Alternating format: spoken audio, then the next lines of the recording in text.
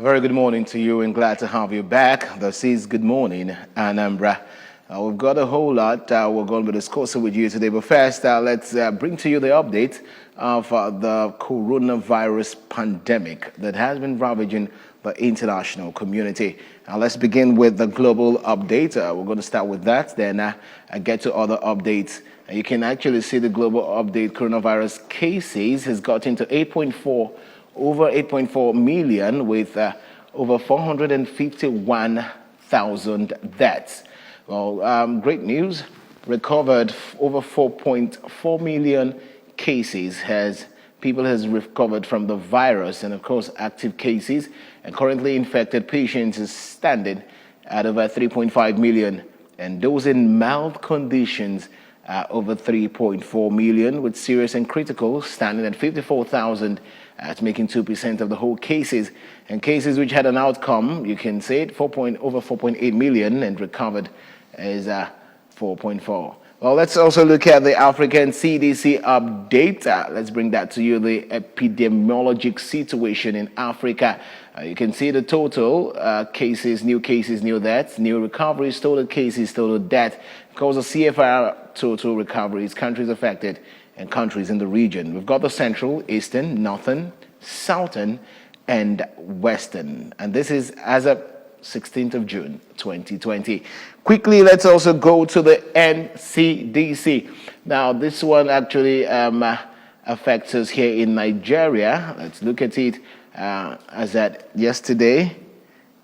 Which was the 17th of June, 587 new cases was confirmed.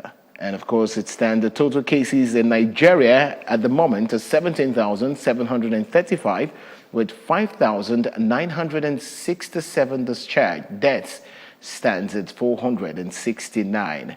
Or you can see the states in Nigeria where the COVID-19 is there. Lagos has always been the epicenter of this virus, with 155 cases as of yesterday. Edo had 75, Abuja had 67, and you can run through it down to Kebbi that had 1. Well, Anambra did not record any case yesterday. Well, we can see the governor working so hard after giving the decision for everyone to be on their face mask or get penalized.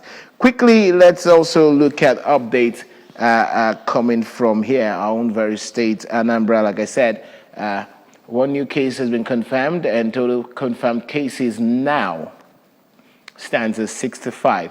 Well, they've been able to discharge 19 patients as cases, and we have recorded a total deaths of 9. You can see the Anambra State Public Health Emergency Operations Centers. If you notice anything, you can call those numbers, and you will get a response of what to do.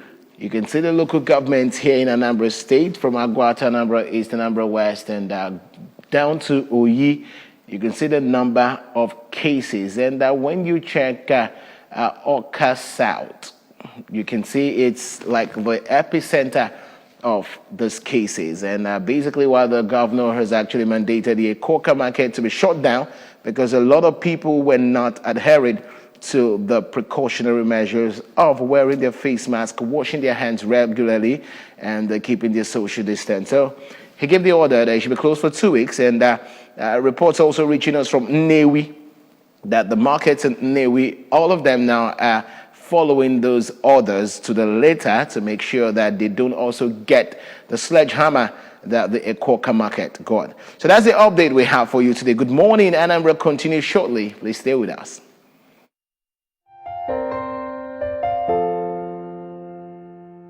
My brother, my sister, papa, mama, and pikin. Corona, no big pass us. We go fight time, we go win. As long as we remember to always do the right thing. Wash your hands, love each other, we go win, oh. Corona, na the virus, we dey worry human being. E no get let go, but e dey waka from person to person. But we fit beat time, we fit stop time if we maintain good hygiene and practice social distancing. We go, we know. No shaking hands with your neighbor. Blow them a kiss from afar. Use soap and water to wage war. Let's show this thing who we are. We are special, we're courageous, we are awesome human beings. We dey super, we get power, we can conquer anything. If we hear word and obey laws and exercise discipline, wash your hands, love each other, we go, we know. Self-isolate for the sake of all the people that you love. Oh, don't go around spreading rumors, 'cause fake news won't help anyone. You are special, you're courageous, you're a caged human being. You too much, oh, you get power, you can conquer anything. Only if you hear word and obey laws and exercise discipline. Wash your hands, love one another, we go, we know. Hey guys, my name is Aya. I'm 3 years old. I have something to say, so listen up. First, thank you everyone for doing everything you can to help stop COVID-19 from spreading. Thanks to our frontliners who are helping those who are already suffering because of the virus.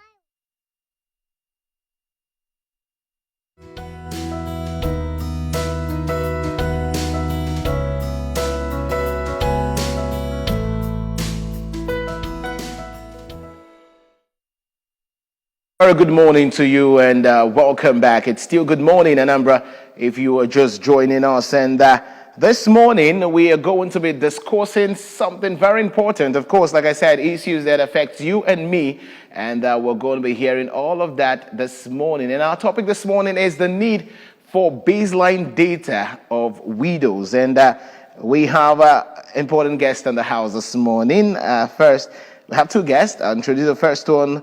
The first guest I have with me is Mrs. Ifeanyi Nwakwesi. She is the founder, Almanah Hope Foundation. And of course, she's joining us virtually from Lagos. Good to have you on the show, Mrs. Ifeanyi.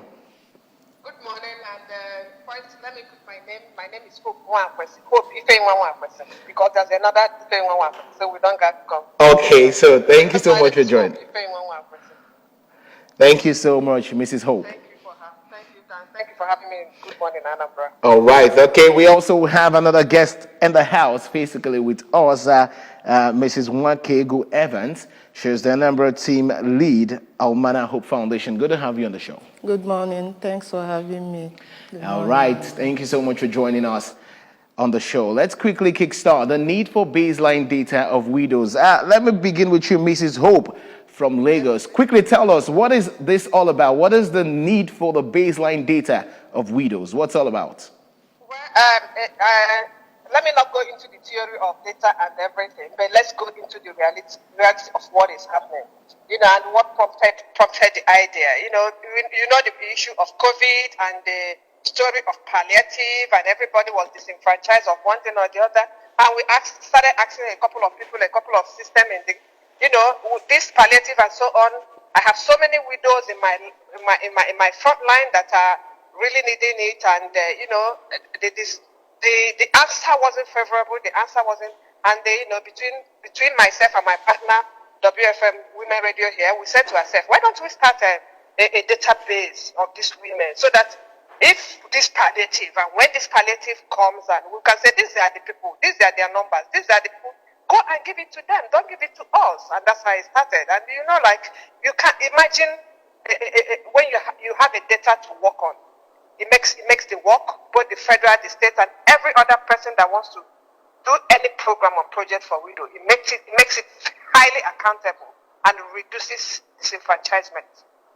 All right, amazing. So quickly tell us, how far have you and your team gone when it comes to, getting the data of the widows who probably will be needing any help or palliatives? Yeah, the truth is this. As we are talking, the database has gone beyond the stories of palliative. The palliative is not neglected, don't get me wrong. But the database has gone into the hands of the government because, having presented it to the Minister of Women Affairs, she found it very interesting and the Federal Minister of Women Affairs endorsed it, and come 23rd of June, it will be launched as Nigerian database, meaning inside they will collect it from us. It is no longer a property or whatever you call it. They will collect it from us and put it into the federal government department, and inside that data, every other widow must get their name registered. So that is what they want. Like she said, they want to endorse it. Let it be Nigerian database for widows. All right, thank you. Still hold on. Let me move over to the guest I have here in the studios. Let me also hear from her, Mrs. Evans. Quickly tell us, we've been talking with the founder of Almanah about the baseline data of widows. But let's come down to Anambra State here. The widows in Anambra State here, how have they fared so far during this COVID-19 pandemic? It has not been an easy one, but God's so kind. Every widow is trying her best to hustle around and put food on their tables. It has not been easy. Normally, life, once one becomes a widow, life changes automatically. And in-laws tend to change from what they used to be. Some widows get weaker and most of them start misbehaving, those who do not understand the journey. But we keep on telling them to be strong. Do not see yourself as a pity party, because when you make yourself a pity party, every bird that passes by will like to perish. You have to be strong, hustle around, do whatever you can do. Make sure you make out a lemonade from the lemon that life has thrown to you. So I keep on encouraging widows to be strong. With God, everything will be possible for us. All right, amazing. And just to also tell you, our viewers out there, that you can actually join in the discussion this morning by calling the numbers on your screen. We've got the numbers that you can call. We'll be here to take your calls. And of course, you can also send your WhatsApp messages to the very first number on the screen. We'll also be here to read out those messages and, of course, hear what you have to say about us. Mrs. Hope, are you still there? Very much here. All right, quickly. Now, let's talk about what informed this idea. Now, I understand that. What's the Almanah Foundation? What's it all about? And what informed the idea of why you decided to come for the widows? Almanah Hope Foundation, a Widows Window Africa, is a widows foundation, and our aim is to provide social justice and economic power for widows using media and education. What prompted it? I am a widow. In case if you don't know, I've been widowed for 26 years.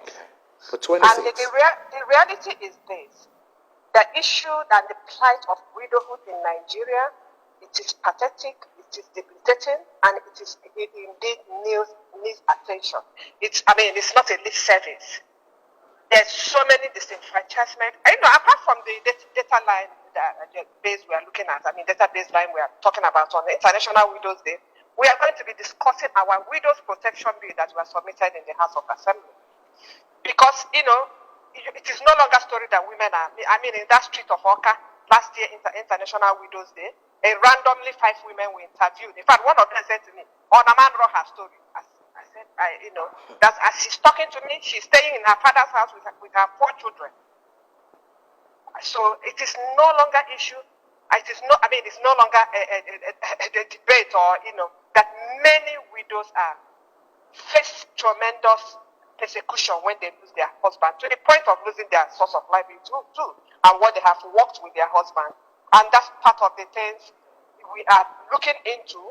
Let there be a detailed black and white policy. People say to me, that how can I set a widow's protection bill that is inside this? And I try to read up. The issue of cultural practices is no longer the issue of widows in Nigeria across the families. The most families, let me not so that I don't go there, some perfect nice families, I must confess that. But the issue of disenfranchisement, Mrs. Hope, can I pause you there? Let's take this call because some other people want to say something so you can actually contribute to what they have to say. All right, continue, Mrs. Hope. Yeah, the issue is, it has gone beyond just the cultural practices, the primitive cultural promise or repressive cultural practices that we were made to face at certain point. It's now going into a Cold War. And that Cold War is mostly about property and, greed and property. So that's part of the thing. Two things, database for the system, for the government, for anybody that wants to work, you can look into the database and decide to plan. And one of the things I keep saying, I am one of the school of thought that said to widows, you are not entitled to anything. Don't go using that I'm a widow to draw sympathy. You have two hands, you have two legs, you have God up there. He knows the situation and he can make things right. Start from where you are. All right, thank you. Let's take this call. Hello, good morning. All right, we lost that. Now, I was going to ask you, Mrs. Hope, there was something you actually said now before the call we missed. You talked about that widows are not entitled to anything. Now, we are asking questions because a lot of widows are going through so many issues which we are going to highlight and talk about, which you also have mentioned some few there. But with this mentality or mindset of you saying the widows are not entitled to anything, what do you think the sensitization has actually gone to the grassroots about them understanding this fact? Well, that's where the media comes in, the education. Because the reality is, yes, why I agree firmly that so many widows are disenfranchised. If a woman loses the husband and you take the property, I have a radio program in widows will do. You need to come and hear the stories. You need to come to my pages. You need to come to my social media and hear stories. They are real people's stories. Plenty of them has not gotten the liver to be bold enough to talk it because they are afraid. They say they will kill them. They will do this. This is it. The widow is torn between fear and the shame. And that's in that battle, so many of them are taking what they should start. But having said that, because I see people come to my space and I said to them, when they start begging, help me, I need to do. I said, what are you doing? I'm hungry on this one that my children have not eaten. I said, what do you do? He said to me that my in-laws took something from me. I'm waiting for them to return it. I said, that is not a job. If they took something from you, continue to fight for it, but start somewhere. If you have to sell pure water, start from that and be selling pure water. If you have to go to the farm, inside the farm, start from that. All right. So one day they will give you that thing, and it becomes an essence. But you don't fold your hand and wait for somebody to give it to you. No. Well, that's what I mean by entitlement. But are they entitled to their rights? Absolutely big yes. All right. Thank you very much. Thank you very much, Mrs. Hope. I'll back to you. Let me hear from Mrs. Evans. Now, when Mrs. Hope, the fact that widows are not entitled to anything, in as much as their rights shouldn't be taken away from them. Most widows, the moment they know they are widows, they tend to resort to being petty, they get into too many things like begging and a whole lot. What has been the percentage here in Anambra State? Well, the percentage here, let me say 30-70. Most widows now no longer see themselves as that pity party. Like myself, hardly do people believe that I am a widow because of the way I present myself. It is only those that I tell my stories. And when they now due to obeying I mentioned that I am a widow. Instead of them to struggle out for themselves, they keep on begging. And as a widow, you need to build your strength because when you're strong, your children will be strong. They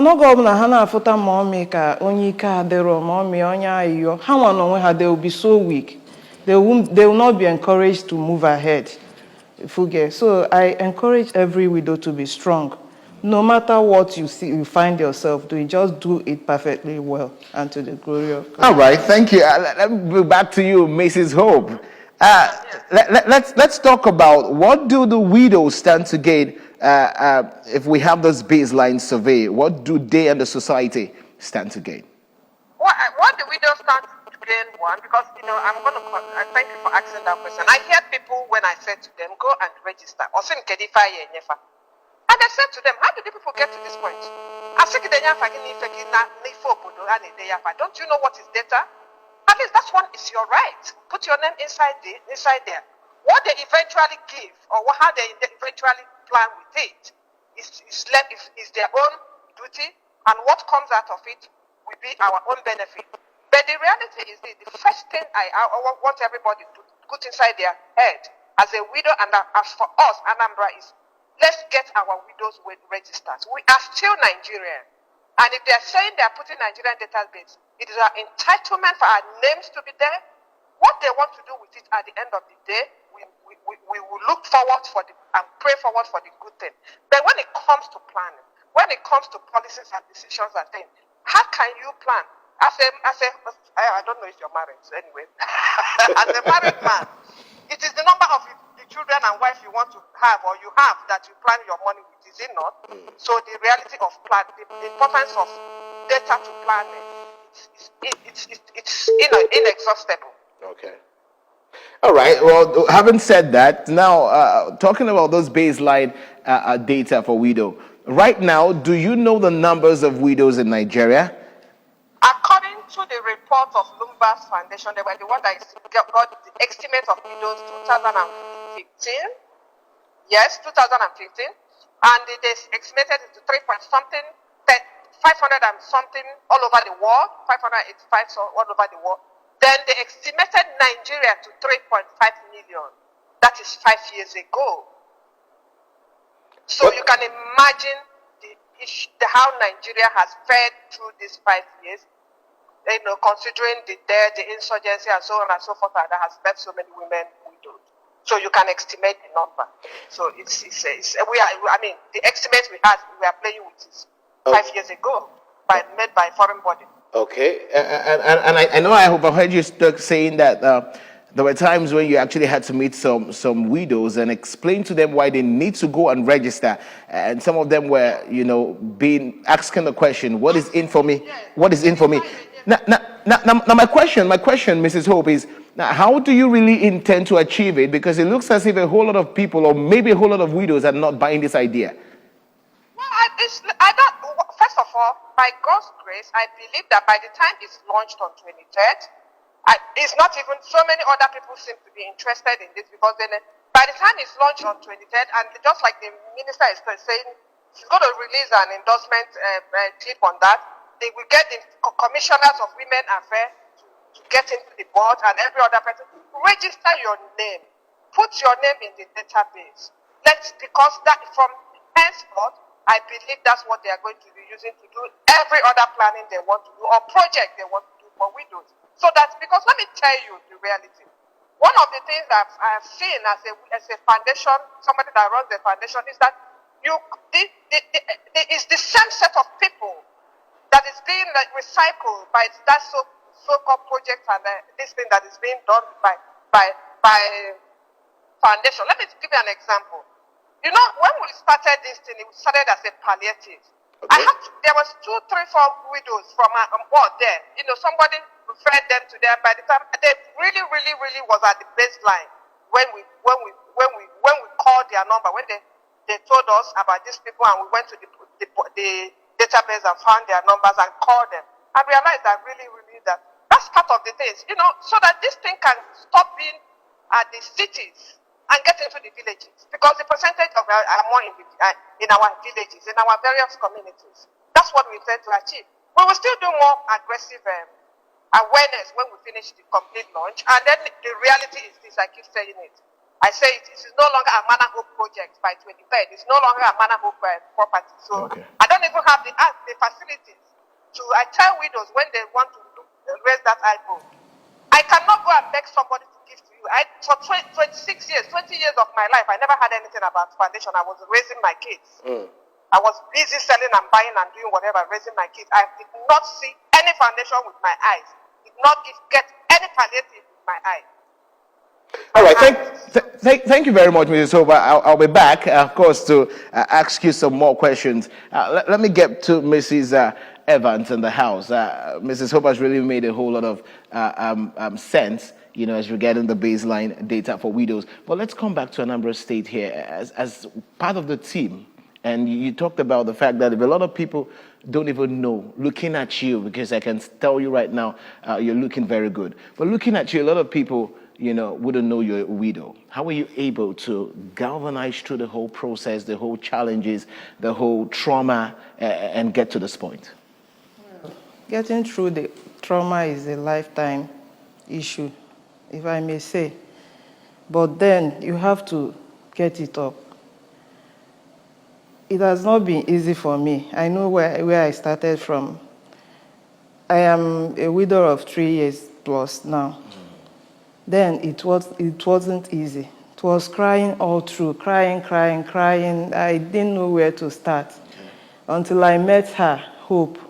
She was the one that took me. She picked me, took my hand and said, "Girl, you need to be strong. Widowhood is not a crime. It is just a misfortune that has happened." Then I didn't know where to begin. I had nothing. I was left with nothing. I even struggled for my kids. Here in Igbo land, once you lose your spouse, the in-laws tend to turn against you for no reason. From nowhere, demons will arise and everybody will be against you. Some will accuse you of killing your husband, different stories here and there. So it was a very big trauma, but by His grace, I'm recovering. I had nothing to start with, but God gave me a step. All right, thank you very much, because that's exactly, Mrs. Hope, you're still there, right? Yes, I am. All right, so now let's go now deeply into some of the challenges the widows face. Now, I'll be highlighting some because I've been able to witness some myself physically. One of it being that when a woman loses their husband, like you said while you were also talking, that they tend to take away the property which probably she should be using to survive and maybe take care of the kids. And this is what, it keeps happening time and time again. With this particular idea of yours, trying to get the widows along, how do you intend to deal with this particular situation or other situations related to it? Yeah, thank you for that statement. But, sometimes when we don't say, it looks like as if they are lying. I feel like if they are saying something, even though 99.9% of us know there's 80% truth in what she's saying. But what we are saying, how do we intend to achieve it? We already have a radio station, and that's what we are still asking more radio stations. It's part of the things we are going to discuss on International Women's Day, International Widows Day, sorry. There is the only way to change. Education and media is an agent of change. These things, let me give you an example. So many examples here in Lagos. I have a program, a widow's window. And some of the things we do is that we allow widows, when they write to us and we verify their story, to come to the radio and talk about the issue. There's one. On the last week, that week that COVID started, one of them came and told her story. When she finished, she had how the husband died on the 12th of May, and she was kicked out on the 13th of May. And from that 13th of May last year, till that day she came to her radio, she has been sleeping in her father's house with her child, her one daughter, and one dress she wore. She and her child went out. So we spoke on it. She said it on radio, and immediately she got home. Her in-law called her. Her in-law called her. I said, "Why did you have to go on radio? Oh, yeah, come, let's settle it." And they have given her the key to her house. So that is exposure. These things, when we don't let these things out, the other people will copy from it. And the person that did it will often, and the more people will copy from it. And that is why we're asking for the Widows Protection Bill. Widows Protection Bill, just like said, that we highlight details by detail. Put it in black and white paper. Each and every, take it one after the other. It's not hiding it under a big bunch of other issues. Okay, so let's talk about the bill now. The bill you are and some other groups are actually, fighting for. How far has it gone? Well, in the reality, let me be honest, it would have been the first first reading would have come up on the Federal House of Assembly on the 26th or 27th of March, and that was the week the Nigeria shut down. Yeah, okay. So we are just waiting. It's part of the discussion we're going to talk on the International Widows Day. What do I call it? Widows Day, and now look at how to bring it out. Let other people get involved, because I am telling you, it's even most widows in Lagos here cannot go back to their village. I have seen a widow that left Abakaliki by 12 midnight and ran away with police escort. All right, so let's talk about some of the things that are in the bill. I want to believe you actually know some of the things that are in the bill that probably could help the widows if this bill is passed and assented to. The bill is terms in two sections, which is the section of the cultural practices, which we all know. Then the second section is highlighted. One of the things is that it said, on no account, and I'm not a lawyer, so I don't have it off there, but I know the summary of it. Okay. I hope that a woman should not, for any reason, be thrown out of her husband's house, one, and that for any reason, collected her child, because I know some widows that their children, they collected their children, but we have to go and fight for that one. For any reason, for a woman that is well, not for no health implication, her children be taken away from her, or for any reason, even if she remarries, as long as that is her property and she has children and the property was her and her husband, that it remains their property. It's comprehensive. Believe me, when I saw it, I drafted that deal, I felt like this is the life of an average widow in Nigeria. All right, thank you very much, Mrs. Hope. Let me get to Evans. I'll be back to you to get some more questions before we round up the program this morning. Mrs. Evans, in your own little way here in Anambra State, how have you been able to talk to some other widows who probably you've come across and try to sensitize them on the need to be strong? I often tell them to take me as an example, because most of them that hardly believe I am one. Looking at me, though I know what I go through, but I don't need to let the world know it. You have to, you should cry, but cry it behind.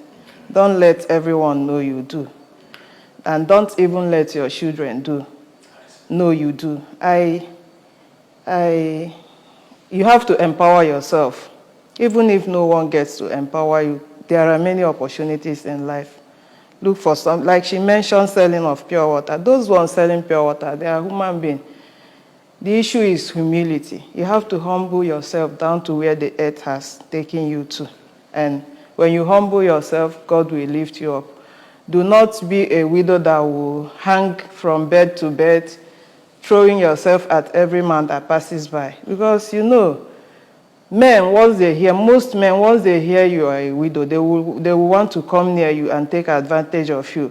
Some may deceive you, and then you will start living a kind of life that will not do well, that will not say well on your children. So I keep on encouraging them to be strong. Do not make yourself a pity party. Do whatever you can, and make sure you put your family together to raise your kids. All right, thank you so much, Mrs. Evans. Mrs. Hope, I'm back to you. Yes, I'm here. All right, so let's talk about the fact that a whole lot of widows, or some of them, have this mentality, this entitlement mentality. When issues happen, they probably feel like, I deserve this, I deserve that, and I shouldn't, miss out in all of that. And, they get themselves into so many situations that are not ideal. Now, while you also answer that question, I also want you to tell us who is qualified to be a beneficiary of this whole process of the baseline data. Okay. First of all, everybody, a database for widows. Nigerian data is for every Nigerian, be it the rich, the poor, and the average. Even though there's nobody that is poor. Poor is relative. Okay. So it is everybody. Let's have an idea.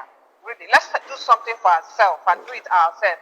What we had was an estimate based on foreign intervention. Let's start and build up something and see what we can get and know how many we are. That's one. Then in terms of, I have it in my book, entitlement mentality. I'm a widow, so they come. I'm a widow. I said widowhood is not it's not a charity case, and it's not a disease. It is a bend, I can agree with you, a big time bend, but you can straighten it yourself. You are not entitled. I want always use nobody is entitled apart from your rights. Right. If your husband has everything, it's your right. If he doesn't have everything, it is your right to collect that poverty. No, it's not your right. But it's not your right to keep it. You can build out of it. Yeah. It's a big shame. And the reality is that I'm going to say it loud. It has put so many. Every day I wake up, I say it. It was on my 50th birthday that my lawyer said to me, "Ma'am, you have been doing something for widows.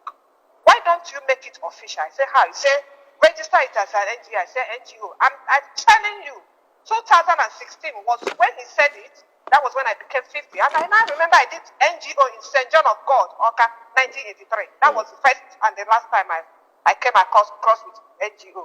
Till that 2016. And we registered it. And it pains my heart every day that you see new NGO coming out. Widows. And I said to widows, and I find it very shameful because they are now making me too.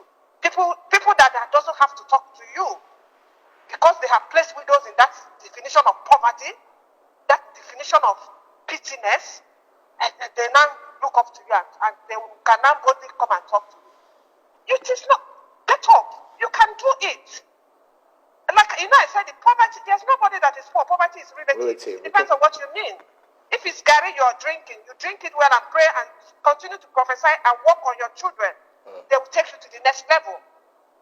All right, thank you very much, Mrs. Hope. I'll pause you there. Right now, let's go to the streets, of course, and get messages from the people, what they feel about the whole baseline data for widows. We'll be right back. Good morning, Rambo returns.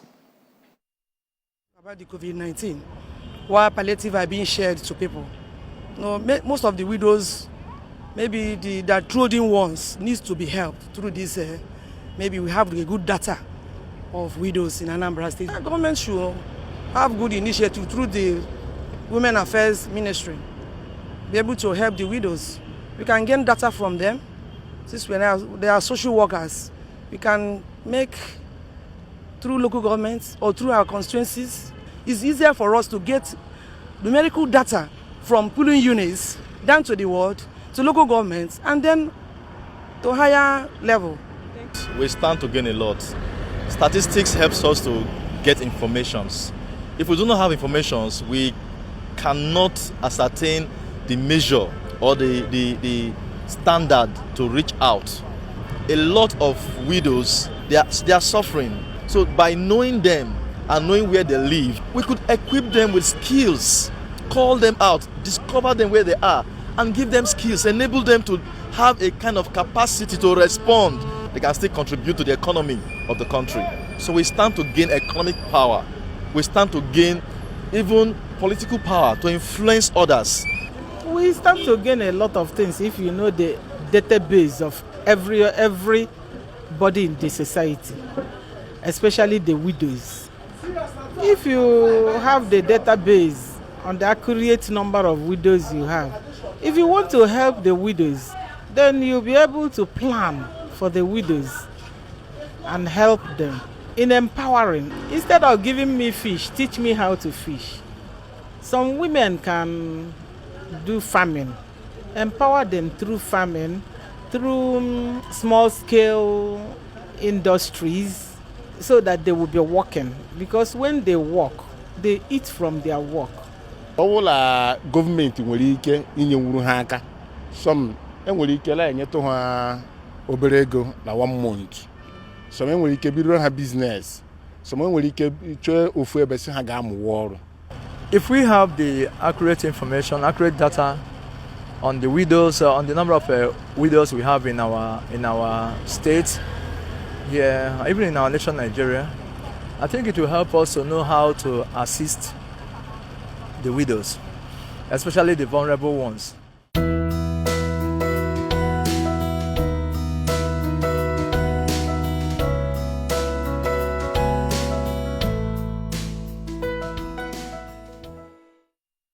Glad to have you back. It's still Good Morning, Anambra. If while you're just tuning in, you've actually missed a whole lot. But of course, you can actually get some more before we leave this morning. We still have our guest in the house, Mrs. Hope Ifenywa Nwakwesi, who is the founder of Almanah Hope Foundation, and she joined us virtually from Lagos. Good to still have you on the show, Mrs. Hope. Thank you.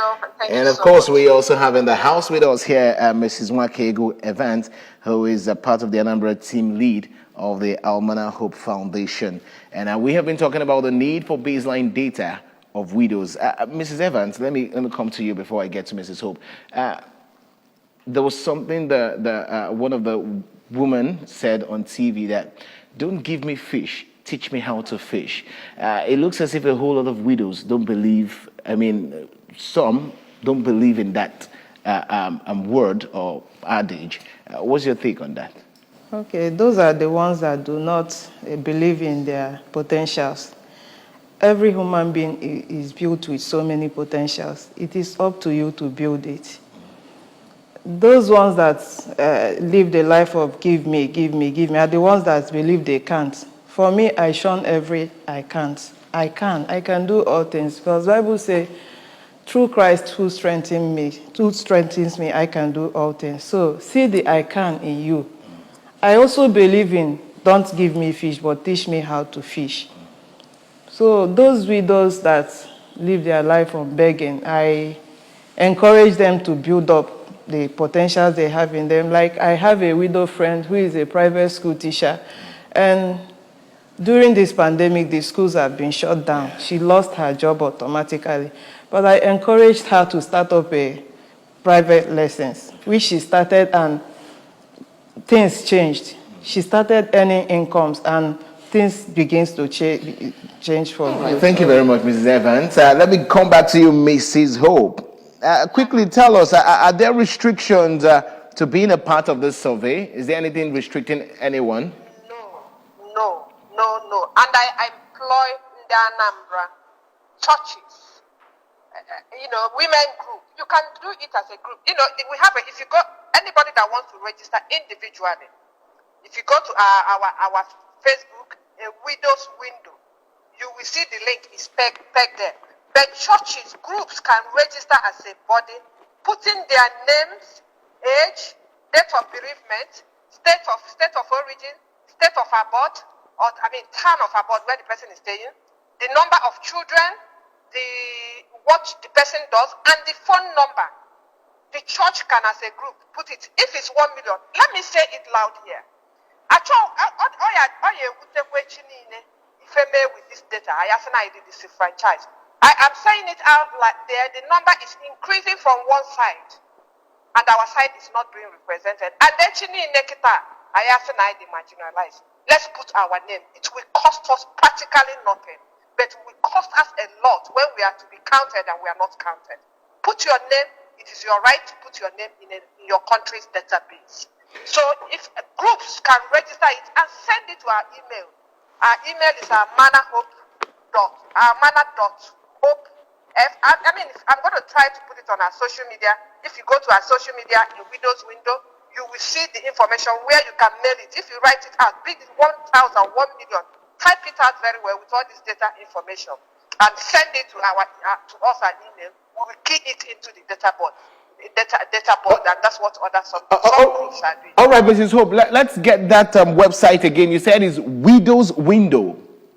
It's the Facebook page, A Widow's Window. Okay, it's a Facebook page.